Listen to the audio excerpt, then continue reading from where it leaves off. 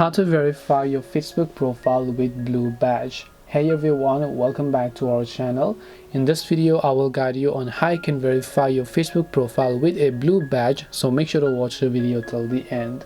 So if you want to verify your Facebook profile with a Blue Badge, it is actually quite very simple to do so.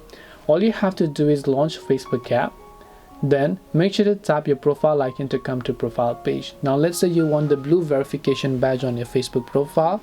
Now recently there is a new update on how you can do this, so make sure that your Facebook app is also updated.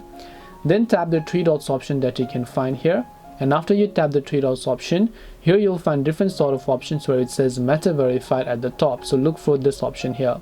Now once you tap on Meta Verified, select profiles and make sure to select your Facebook account. Now right here you can see it says build trust with Meta Verified, so now you can get a verified badge if you pay a certain amount of fee.